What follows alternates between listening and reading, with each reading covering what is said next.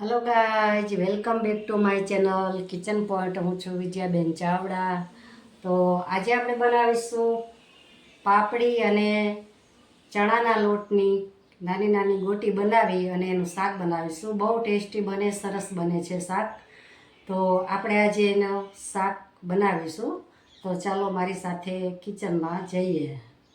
તો આપણે બનાવીશું પાપડી અને ગોટીનું શાક, એટલે ચણાના લોટની ગોટીનું શાક બનાવીશું। તો આને વાલોર પણ કહેવાય અને પાપડી પણ કહેવાય। તો આ મેં પાપડી લીધી છે, અહીંયા મેં 250 ગ્રામ પાપડી લીધી છે। ખાલી પાપડી અને ગોટીનું શાક બનાવવાનું છે આપણે। તો એની સામે મસાલા તમને બતાવી દઉં કે આ ચણાનો લોટ લીધો છે મેં ગોટી બનાવવા માટે, અને ખાલી ચણાના લોટની જ ગોટી આપણે બનાવવાની છે।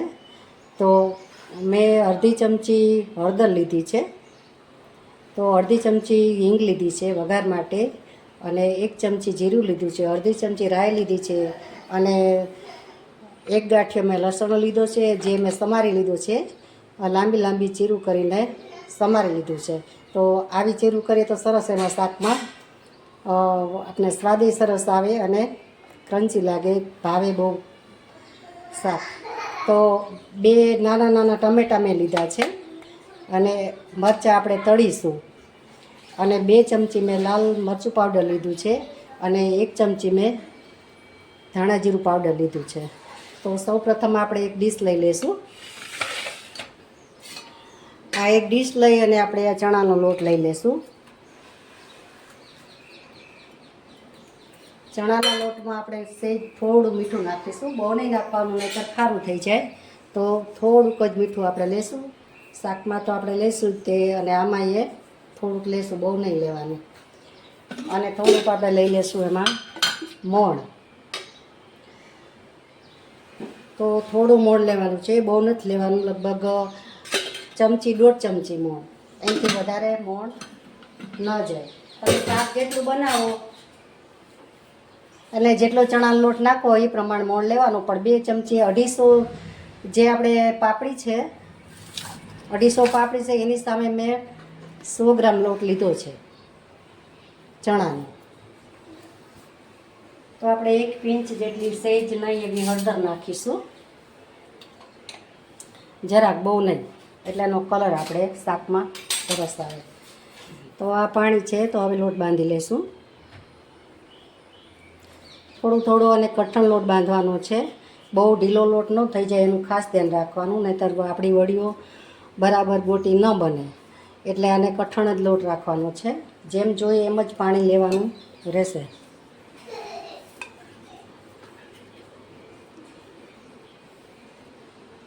તો લોટ બંધાઈ ગયો છે, અને આ રીતે આટલો કઠણ રાખવાનો છે આપણે, અને ઢીલો નથી રાખવાનો। તો પહેલાં આપણે હવે શાક વઘારી લેશું, પછી આપણે લોટની ગોટી બનાવીશું। તો આપણે જે મરચાં લીધા છે પહેલાં તળી લેશું, લીલા મરચાં, અને તેલ મેં મૂકી દીધું છે। તો તેલ પણ આપણું ગરમ થઈ ગયું છે।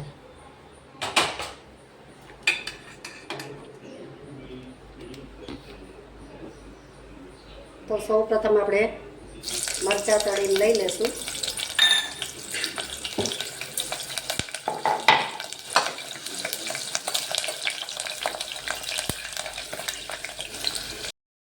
તો આપણે એમાં 3 પાવરા મેં તેલ લીધું છે।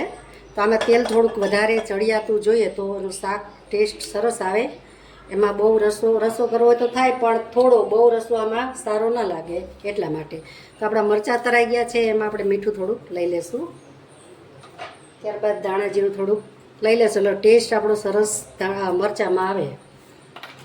તો હવે આપણે શાક વઘારીશું। શાકમાં લઈશું રાઈ 1 ચમચી,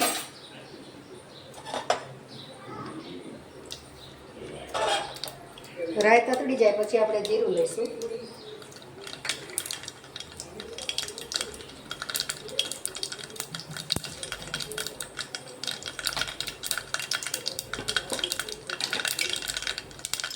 તો રાઈ તતડી ગઈ છે, તો હવે આપણે જીરું લઈશું, 1 ચમચી જીરું, પછી આ લસણ જે મેં સમારીને રાખેલું છે સીધી સીધી સરસ સ્લાઈ કરી દીધી છે. હવે હિંગ લઈ લેશું, હલાવી લેશું. હવે ગેસ ધીરો કરી દઈશું અને આપણે શાક વઘારી દઈશું. આ શાક તમે જરૂરથી બનાવજો, બહુ સરસ લાગે, નાના મોટા બધાને ભાવે અને લુખ્ખું શાક તમે ખાઈ શકો એવું શાક બને છે. તો હલાવી લઈશું અને બધા મસાલા આપણે આમાં કરી દઈશું.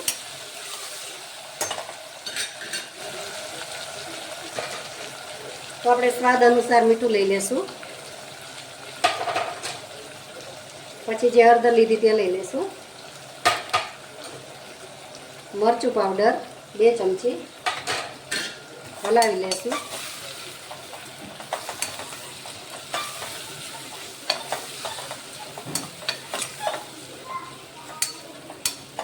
પછી લઈશું આપણે ધાણા જીરું, 1.5 ચમચી ધાણા જીરું જે લીધું હતું તે લઈ લેશું. એને મિક્સ કરી અને ટમેટાં લઈ લેશું. ત્યારબાદ આપણે આ ટમેટાં લઈ લેશું.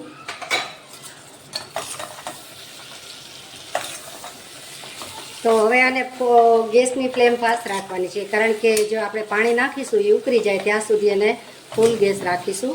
પછી ગેસ આપણે ધીમો કરી દઈશું ગોટી બનાવશું ત્યાં સુધીમાં. તો પાણી આપણે તરત લઈ લેવાનું છે. તો મેં 1 ગ્લાસ પાણી અત્યારે અહીંયા લીધું છે. તીખું મોરું એ તમારા મનપસંદ ટેસ્ટ જે તમને ભાવતો હોય તે પ્રમાણે તમે લઈ શકો છો.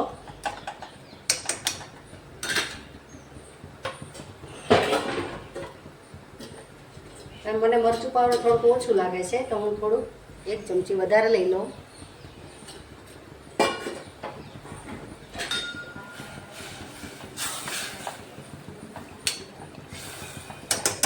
હવે આપણું આ પાણી ઉકળે છે ત્યાં સુધીમાં આપણે ગોટી બનાવી લઈશું.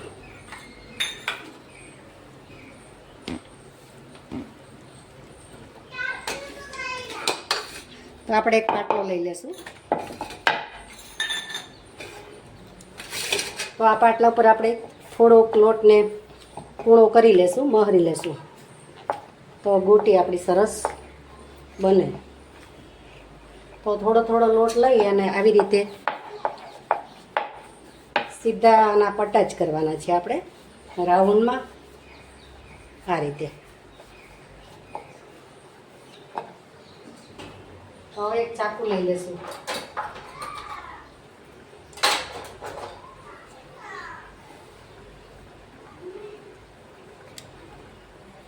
તો ચાકાના મદદથી આપણે નાની નાની ગોટી બનાવી દેશું. જો આવી રીતે તમે બનાવી દેશો એટલે સરળતાથી સરસ મજાનો આપણી ગોટી તૈયાર થઈ જશે. જો આ રીતે નાની મોટી તમારે જેટલી તમને ફાવે એવડી બનાવવાની, પણ બહુ નાની ને બહુ મોટી ને એ રીતે આપણે બનાવીશું. તો બધી ગોટી આપણે આ રીતે બનાવી લેશું. તો જો તમે સરળતાથી સરસ હવે હાથમાં તમે લ્યો તોય પણ આપણે ગોટી ભેરી નથી થતી. તો એ રીતે આપણે લોટ બાંધવાનો છે. તો હવે એક વાટકામાં આપણે લઈ લેશું. બધી ગોટી બની જાય પછી આપણે આમાં શાકમાં નાખવાની છે. તો આપણે શાક સરસ રસોઈ જે નાખ્યું છે પાણી ઉકળી ગયું છે. તો આ ગોટી જે બનાવી છે તે આપણે લઈ લઈશું. તો આ ગોટીનો તમારે જેવો શેપ આપવો એવું તમે આપી શકો છો. આ રીતે જો તમે ચપટી બનાવી હોય તો પણ બનાવી શકો છો. અને હું તો એમને લઈ લઉં છું કારણ કે આનો ટેસ્ટ સરસ આવે. આમ છૂટી છૂટી આપણે નાખી દઈશું. તો મિત્રો કેવો મારો વિડીયો લાગ્યો છે તમને લાઈક કરજો, શેર કરજો અને સબસ્ક્રાઈબ કરજો અને બેલ આઇકન પ્રેસ કરજો એટલે મારા નવા વિડીયો તમને મળી રહે. અને કોમેન્ટ કરજો તમે કઈ રીતે વડી બનાવો છો. અમે તો આ રીતે બનાવીએ છીએ અને શાકમાં નાખીએ તો આનું શાક સરસ ટેસ્ટી થશે. તો જો આપણે પાણીમાં નાખીએ તોય પણ આપણા વડીઓ તો સરસ એવી કેવી કડક જ છે. તો તમે રસાવાળું કરો તો થોડુંક પાણી નાખી દેવાનું. હું થોડુંક પાણી લઈ લઉં છું કારણ કે રસો આપણા વિસલ થશે એટલે થોડુંક બરી જશે એટલા માટે. હવે આપણે વિસલ વગાડી દઈશું. 2 વિસલ આમાં વગાડી દઈશું અને ત્રીજી વિસલ થવાની થાય ત્યારે આપણે બંધ કરી દઈશું એટલે આપણું શાક સરસ ચડી જશે.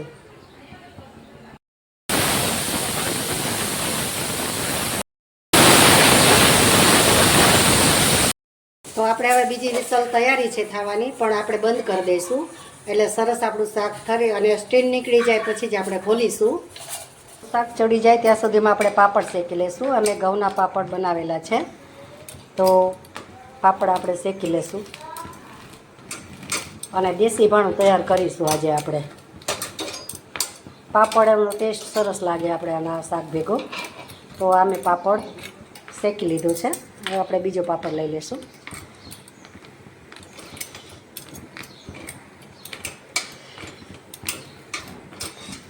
આ પાપડને મેં ખીચું બનાવી અને વણેલા છે, પાપડી નથી. ઘઉંના પાપડ જે દેશી કાઠિયાવાડમાં જે બનાવે છે તે પાપડ બનાવ્યા છે મેં.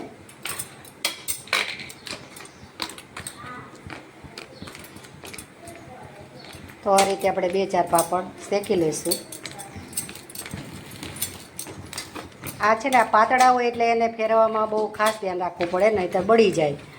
એટલે ફટાફટ આપણે શેકવા પડે આને. તો ગેસ કરી દઈશું બંધ. તો સરસ મજાનો આપણા પાપડ પણ શેકાઈ ગયા છે. તો મિત્રો શાક સરસ મજાનું આપણું ચડી ગયું છે. ગોટી જો સરસ કેવી મસ્તની ચડી ગઈ છે અને રસો પણ આપણે ઘાટો થઈ ગયો છે. અને રસો તમારે ન જોતો હોય તો તમે બાળી નાખો તોય ચાલે, બાકી તો રસાવાળું થોડું ઘણું રસાવાળું હોય લચપચતું શાક આપણે તો ખાવામાં પણ સરસ લાગે. તો હવે આપણે એક વાટકામાં લઈ લેશું અને ભાણું તૈયાર કરીશું.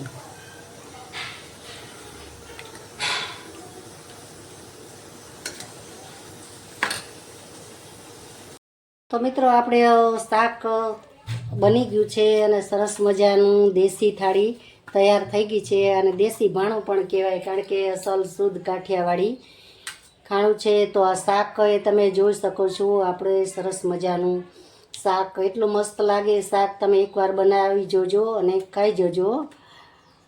તો જુઓ તમે શાક સરસ છે અને આપણે મરચાં પણ તૈયાર છે, સાથે મરચાં તૈયાર છે. જે પાપડ છે આપણે બનાવ્યા છે ઘઉંના, તો પાપડ એ ખાવાની બહુ મજા આવે. એકદમ પાતળા પાપડ હોય અને ખાવાની મજા આવે. તો આ શિયાળામાં તો બહુ જ અમારે તો ઘરે મોટી મોટી કોઠીઓ ભરીને પણ બનાવે. એટલે આખો શિયાળો પાપડ ખાઈ અને રોટલી સરસ મજાની કૂણી આપણે બનાવી છે. અને છાશ જે છે આપણે મસાલાવાળી ધાણા જીરુંનો પાવડર નાખ્યો છે, મીઠું નાખ્યું છે. તો સરસ મજાની છાશ પણ છે. તો હાલો તમે પણ જમવા. અને મારા વિડીયો તમને કેવો લાગ્યો તે ચોક્કસથી તમે કોમેન્ટ કરજો અને જરૂરથી કોમેન્ટ કરજો અને તમારા પ્રતિભાવ અને અમારો ઉત્સાહ વધારજો. તો હવે મળીશું આપણે નવા વિડીયોમાં નવી રેસીપી સાથે. ત્યાં સુધી આવજો. For watching.